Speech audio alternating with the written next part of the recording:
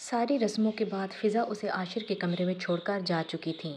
وہ جہازی size bed کے وسط میں بیٹھی لہنگا پھیلائے اس کے انتظار میں اب عادی ہونے لگی۔ کمر بیٹھے بیٹھے اکڑنے لگی تھی مگر اس ستمگر کے آنے کی کوئی امید نظر نہیں آ رہی تھی۔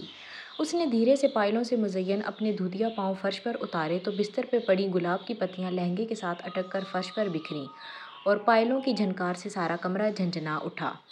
وہ دھیرے دھیرے چلتے ہوئے ڈریسر تک آئی اور ڈریسر کے سامنے رکھے اسٹول پر بیٹھی اپنا سجا سنورا دلکش سراپا آئینے میں دیکھ رہی تھی۔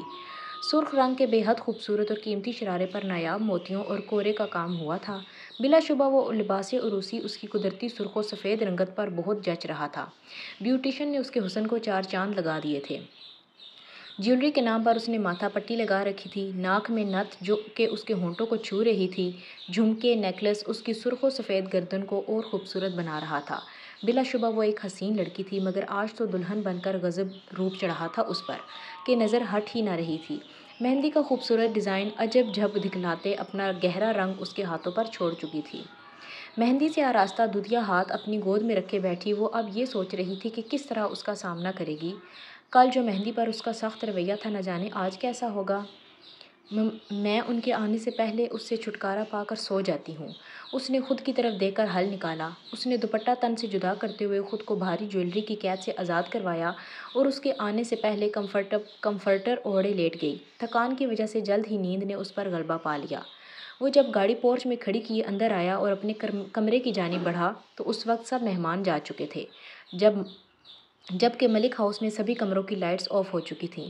عاشر نے ہاتھ بڑھا کر دروازہ کھولا تو اس کی توقع کے مطابق اس کی نئی نویلی دلہن اس کے جذبات پر پانی پھیر کر سو چکی تھی۔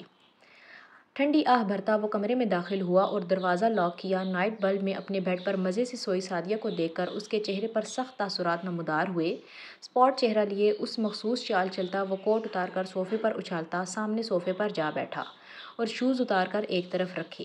شرٹ کے اوپری بٹن کھولتے اس نے کف فولڈ کیے۔ اتنی پرسکون نیند ڈارلنگ، ملک عاشر کی واپسی کا انتظار نہ کرنے کی جرأت کیسے کر لی تم نے؟ بہت نڈر بننے لگی ہو، اب مزہ آئے گا تمہاری بہادری دیکھنے کا۔ ملک عاشر کے چہرے پر پراسرار سی مسکراہٹ ابھر آئی تھی۔ مدھم روشنی میں وہ اس کے حسین سراپے سے نظریں ہی نہیں ہٹا پا رہا تھا۔ وہ ابھی تک اسی سرخ عروسی لباس میں تھی۔ دوپٹہ ایک طرف پڑا تھا جبکہ صرف آدھا جسم کمفرٹر سے ڈھکا تھا۔ عاشر اس کے دو آتشہ روپ نازک وجود کو اپنے نظروں کے حصار میں لیے ہوئے سوچ رہا تھا کہ کبھی اس نے سعدیہ کو اتنے غور سے یا بغیر دوپٹے کے نہیں دیکھا تھا۔ گلاب کے پھولوں کی محصور کن خوشبو اور وہ نازک سی کلی اپنے ہوشربا حسن سے اسے بہکا رہی تھی۔ اس سجے ہوئے کمرے پر ایک سرسری نظر ڈال کر وہ اٹھا، بوجھل قدموں سے چلتا ہوا بیڈ کے قریب سعدیہ کی سمت آیا اور ہلکا سا جھک کر اسے دیکھنے لگا، پھر ہاتھ بڑھا کر اس کے چہرے پر بکھرے بالوں کو نرمی سے کان کے پیچھے کیا۔ اب وہ بغور اس کے وجود کا نظروں سے جائزہ لینے لگا، پھر جھک کر اس کے دائیں گال کو اپنی انگلیوں کی پوروں سے سہلانے لگا، پھر اسی طرح دوسرے گال کو اپنی مغرور ستواں ناک سے نرمی سے سہلا کر اس کے مرمری وجود سے اٹھتی ہوئی سندلی مہک کو اپنی سانسوں میں اتارنے لگا۔ اب اس کی نظر سعدیہ کی شفاف گردن پہ پڑی۔ I want to tell you a secret that there is nothing more beautiful than you in this world. اس نے سرگوشی نما آواز میں اس کے کان کے قریب چہرہ کیے جذبات سے لبریز انداز میں کہا۔ عاشر کا دل اسی پل زور سے دھڑکا تھا۔ اس پل وہ بے اختیار مزید جھکا اور اپنے لب اس کی شہرت پر رکھ دیے۔ چند لمحے وہ اسی سحر انگیز لمحوں کی قید میں رہا اور پھر ہوش آنے پر لب ہٹا لیے، مگر اسے حیرت ہوئی یہ انکشاف ہونے پر کہ سعدیہ ذرا سا بھی نہ کسمسائی بلکہ وہ گہری نیند میں تھی جس کا پتہ اس کی گہری سانسیں دے رہی تھیں۔ وہ ہمیشہ یوں ہی گہری نیند میں سوتی تھی۔ ناٹ فیئر ڈارلنگ، تمہیں میرا ٹچ فیل بھی نہیں ہوا؟ اب دیکھو۔ جذبات سے چور بہکے انداز میں وہ سعدیہ پر جھکا تھا اور اس کے لبوں کو اپنے لبوں سے قید کر لیا۔ شدت اس قدر تھی کہ بے خبر سوئی ہوئی سعدیہ پہلے تو نیند میں کسمسائی، پھر سانس رکنے پر ہڑبڑا کر بیدار ہوئی اور دونوں ہاتھوں سے زور لگا کر عاشر کے سینے پہ ہاتھ رکھ کے اسے خود سے الگ کیا اور گہرے گہرے سانس لینے لگی۔ سانس ہموار کرتی وہ پھٹی پھٹی آنکھوں سے ملک عاشر کو دیکھنے لگی۔ یہ کیا حرکت تھی؟ اس کے حلق سے گھٹی گھٹی آواز نکلی تھی، آنکھیں بے تحاشا سرخ ہو رہی تھیں۔ اب عاشر بیڈ پر اس کے سامنے بیٹھ چکا تھا۔ کیوں پسند نہیں آئی؟ وہ آنکھ ونک کیے شرارت سے بولا۔ سعدیہ گہرا سانس لیتے اپنی منتشر دھڑکنوں کو سنبھالنے لگی۔ اب آیا ہوش؟ مانی خیزی سے کہتا وہ اس کے ہوش اڑا چکا تھا۔ اب مکمل نیند اتر چکی تھی۔ سعدیہ کی اور حواس بیدار ہو چکے تھے۔ وہ اس کے انداز پر اندر سے سہم گئی تھی۔ ملک عاشر اس کا اڑا رنگ دیکھ کر خاصا محظوظ ہوا اور اس کے بازو سختی سے دبوچ لیے۔ گرفت اس قدر سخت تھی کہ سعدیہ کو اس کی انگلیاں اپنے بازوؤں میں دھنستی ہوئی محسوس ہو رہی تھی۔ یہ یہاں کیا لینے آئے ہیں؟ وہیں واپس چلے جائیں، اسی دوسری کے پاس۔ وہ اس کی آنکھوں میں جذبات کا ٹھاٹھے مارتا ہوا سمندر دیکھ کر واقعی سہم رہی تھی۔ اس کی گرفت میں مچلتی وہ غصیلی آواز میں بولی، پہلے 100 تو نپٹ لوں، وہی ہاتھ نہیں آ رہی۔ عاشر اب اپنی شرٹ کے باقی بچے بٹن کھول رہا تھا، جسے دیکھ کر سعدیہ نے نفی میں سر ہلایا۔ مجھے تمہارے منہ نہیں لگنا، جاؤ یہاں سے۔ اس کی سرخ آنکھوں میں اپنی سرخ آنکھیں گاڑے وہ غصے سے بولی تھی، جبکہ اب عاشر نے اسے بیڈ پر لٹایا اور اس کے دونوں بازو اوپر کر کے مزید جھک کر اس کی راہ فرار کے راستے بند کر چکا تھا۔ سعدیہ بری طرح اس کی گرفت میں مچلتی بے حال ہو رہی تھی۔ منہ تو تم لگ چکی ہو ہنی، تمہیں بے بس دیکھ کر پتہ نہیں مجھے کیوں سکون مل رہا ہے۔ جتنا تم نہ کر رہی ہو نا، مجھے اتنا ہی مزہ آ رہا ہے تمہاری کپکپاہٹ دیکھ کر۔ تمہارا جسم کیوں کانپ رہا ہے میری پناہوں میں؟ زبان کچھ اور کہہ رہی ہے اور تمہارے بدن کو میری طلب ہو رہی ہے۔ وہ جس محظوظ کن انداز میں بول رہا تھا، سعدیہ کی جان ہوا ہونے لگی۔ مزید اس کی قربت اسے بے حال کر رہی تھی۔ وہ اس کا سامنا کرنے کی جتنی کوشش کر رہی تھی، وہ شخص اپنی بے باک باتوں سے اسے نڈھال کر رہا تھا۔ دیکھو عاشر، تم ایسا کچھ نہیں کرو گے۔ وہ یقین سے بول رہی تھی، جیسے وہ واقعی اس کی بات ماننے والا تھا یا ہمیشہ مانتا آیا تھا۔ یہ تو میرے ساتھ ناانصافی ہوئی نا یار، کتنا عرصہ ہو گیا شادی کو، ابھی تک چھوڑ ہی رہا تھا، اب بھی چھوڑ دیا تو کیا فائدہ دوبارہ نکاح کرنے کا؟ وہ اس کی بات کو مذاق میں اڑا گیا اور اس کے کان کی لو کو چومتے ہوئے بولا، تم ہمیشہ اپنی ہی منمانی کرتے ہو، بد دماغ انسان۔ دبی دبی آواز میں غرائی وہ اس کی گرفت میں مچل رہی تھی۔ صحیح پہچانا ڈارلنگ، وہ شفقت سے بولا تھا۔ اسے غصہ آیا تھا سعدیہ کے بے تکے گریز سے۔ سعدیہ پوری قوت لگا کر اسے خود سے پیچھے دھکیلتے ہوئے بستر سے اتر کر ڈریسر کے سٹول پر جا کر بیٹھ گئی۔ عاشر تعصب سے سر ہلاتے اٹھ کر اس کے پاس آیا۔ چہرہ دکھاؤ۔ سعدیہ کو ہنوز ایک ہی سمت چہرہ جھکائے بیٹھے دیکھ کر وہ اسپاٹ لہجے میں بولا، مگر سعدیہ اپنی ہتھیلیوں کو مسلسل دیکھ رہی تھی، جبکہ اس نے عاشر کی بات بالکل نظر انداز کر دی۔ میں نے کہا ادھر دیکھو۔ وہ نظریں اس کے رعنائیاں بکھیرتے سراپے پہ گاڑے دبے دبے غصے میں بولا، مجھے نہیں دیکھنا۔ جواباً وہ بھی تڑک کر بولی تھی۔ عاشر نے مٹھیاں بھینج کر گہرا سانس لیا اور اس کی کمر میں دونوں ہاتھ ڈال کر اسے ڈریسر پہ بٹھایا۔ ایسا کرنے سے ڈریسر پہ پڑی آدھی سے زیادہ چیزیں زمین پر گر گئی تھیں۔ سعدیہ نے حیرت سے فرش پر بکھری ہوئی چیزوں کو دیکھا، لیکن مقابل کو کہاں پرواہ تھی۔ وہ خود سٹول پر اس کے بالکل سامنے بیٹھ گیا۔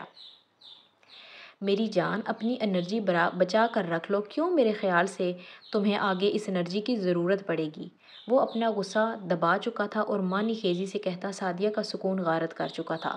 اب عاشر کے چہرے پر شاطرانہ مسکراہٹ تھی، جبکہ سعدیہ آنکھیں پھاڑے اس کی بات سمجھنے کی کوشش کر رہی تھی، لیکن جب اس کی بے باک نگاہیں، جو وہ اب سعدیہ کے سراپے پہ گاڑے ہوئے تھا، سمجھی تو اب اس کے چہرے پر ایک کے بعد ایک رنگ آ رہا تھا۔ تو تمہیں شرم نہیں آتی مجھ سے ایسی بیہودہ باتیں کرتے ہوئے؟ اس کا چہرہ سرخ ہو چکا تھا، آنکھوں کے ڈورے بھی سرخ تھے۔ الفاظ بمشکل ادا کر پائی تھی، جبکہ وہ اتنی دلکش لگ رہی تھی کہ آج کسی بھی پتھر دل کو اپنے سامنے ڈھیر کر سکتی تھی۔ مگر عاشر نے بہت آسانی سے محظوظ ہوتے ہوئے اس کے سراپے سے نظریں الجھاتے دلکشی سے کہا، شادی تم سے کی ہے تو بیہودہ باتیں بھی تمہیں سے کروں گا نا، یا ایسی باتیں کرنے کے لیے کسی اور کو ڈھونڈ لوں، پھر تمہیں ہی شکایت ہوگی۔ ویسے بھی ملک عاشر باتوں سے ہی کام نہیں چلاتا، عملاً کر کے دکھاتا ہے، وہ بوجھل آواز میں کہتے مبہم سا مسکرایا۔ میں تمہارے خلاف کیس کر دوں گی مرڈر کا، وہ خفگی بھرے انداز میں منہ پھلا کر بولی۔ میں نے کس کا مرڈر کیا؟ وہ ابرو اچکا کر اسپاٹ انداز میں بولا۔ میرے جذبات کا، وہ تڑک کر بولی۔ وقت دیکھا ہے، رات کے 3 بج رہے ہیں، یہ بھی کوئی وقت ہے گھر آنے کا؟ غصے اور ناراضگی سے اس کا چہرہ تمتما رہا تھا۔ کیا ہوا جو آدھی رات گزر گئی، آدھی تو باقی ہے نا ہنی؟ اس بات پر سعدیہ نامحسوس انداز میں اس سے فاصلہ کر گئی، جبکہ عاشر بخوبی جانتا تھا کہ اس کو کیسے قابو کرنا ہے، اور صحیح معنوں میں سعدیہ کا چین چھین کر اب وہ اپنی شادی انجوائے کرنے لگا تھا، مطمئن ہو کر مسکرا رہا تھا۔ جہاں سعدیہ اس کی باتوں اور نگاہوں سے اندر تک سہم گئی تھی، وہیں عاشر کو سکون پہنچا تھا۔ عاشر نے اس کی کمر کے گرد اپنے دونوں ہاتھ ڈال رکھے تھے، اسے اپنی طرف کھینچ لیا تو وہ آدھی اس پر جھک آئی تھی۔ سعدیہ کو اس کی طلسم زدہ قربت میں اپنا وجود شعلوں سا دہکتا محسوس ہوا۔ اپنی گردن پر جا بجا اس کا پرحدت لمس اسے خاکستر کیے دے رہا تھا۔ اس کی سانسوں کی رفتار بتا رہی تھی اس کے اندر کی حالت، ٹھہرے ہوئے پانیوں میں طوفان کی آمد ہوئی چاہتی تھی۔ اس کے لرزتی بھیگی پلکیں، دہکتے سرخ آرز گداز کپکپاتے ہوئے لب، تلاطم خیز لمحات کی زد میں تھے۔ تیرے جسم کے ہر ایک پنے کو میری روح سے صنم لکھنے دے۔ اس کی فضوں خیز آواز نے اس کی سماعتوں میں رس گھولا تو وہ چونک سی گئی۔ اس قدر خوبصورت آواز تھی اس کی، وہ خاصیت بھی رکھتا تھا، یہ عقدہ آج کھلا تھا اس پر۔ تیرے سینے کی سینے پر ایک دھڑکن کو میری سانسوں سے صنم چلنے دے۔ وہ اس کے دل کے مقام پر لب رکھے گنگنایا تو سعدیہ کی جان لبوں کو آئی تھی۔ وہ اسے اپنے قریب دیکھ کر آج اپنے حواس کھو رہا تھا۔ دونوں کا دل آج پہلی بار ایک ساتھ دھڑکا۔ کیسی محبوبانہ گرفت تھی اس کی، کیسی دیوانگی تھی اس کی فضوں خیز قربت میں۔ دونوں کے وجود میں تلاطم برپا تھا۔ آج ملک عاشر کا روپ بہت مختلف تھا، شدید جنونی اور شدت انگیز، محبت کے جذبات سے لبریز۔ اس نے اسے اٹھا کر اپنے حصار میں لیا، عاشر کی سرسراتی ہوئی انگلیاں اپنے کمر سے ہوتے ہوئے پیٹ پہ محسوس کرتے سعدیہ کا رواں رواں کپکپا اٹھا۔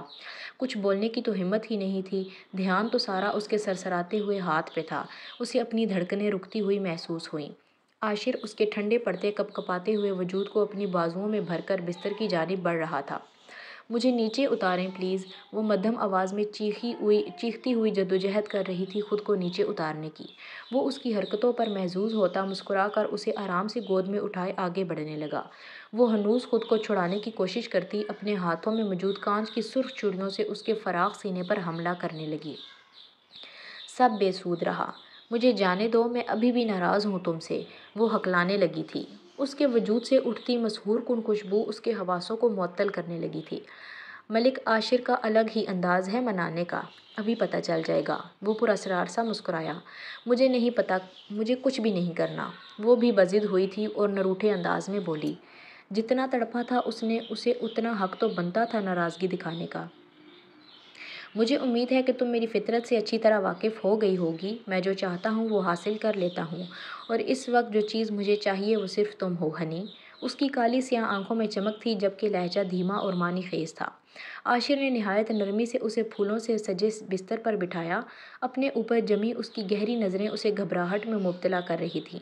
حالات کی سنگینی کا احساس اسے اب ہو رہا تھا۔ وہ جھک کر اس سے دور ہوتے ہوئے بیڈ گراؤنڈ سے جا لگی۔ اس نے شرٹ اتار کر صوفے پہ اچھال دی۔ سعدیہ کا دل بری طرح دھڑک رہا تھا۔ عاشر نے اس کی ٹھوڑی پکڑ کر اس کا چہرہ اوپر اٹھایا۔ گھنی پلکیں آرزوں پہ سایہ فگن لرز رہی تھیں۔ آنکھیں میچے گھبرائی سی یہ لڑکی اس کی کمزوری بنتی چلی جا رہی تھی۔ کچھ دیر یوں ہی اس کے معصوم چہرے کو دیکھتا رہا، پھر دھیرے سے اس کی طرف جھکا۔ اس سے پہلے کہ وہ کوئی جسارت کرتا، سعدیہ نے ہاتھ آگے بڑھا کر کمفرٹر سے خود کو چھپا لیا۔ عاشر نے بلند آواز میں قہقہہ لگایا، آج یہ کمبل بھی ہمارے درمیان کوئی دیوار نہیں بنا پائے گا۔ عاشر نے ایک ہی جھٹکے میں کمبل کھینچ کر زمین پر پھینکا۔ سعدیہ آنکھیں پٹپٹاتے ہوئے پھٹی ہوئی نظروں سے اسے دیکھنے لگی۔ کمبل کھینچنے کی وجہ سے سعدیہ کا سرخ شرارہ کھسک کر پنڈلیوں تک آ گیا تھا۔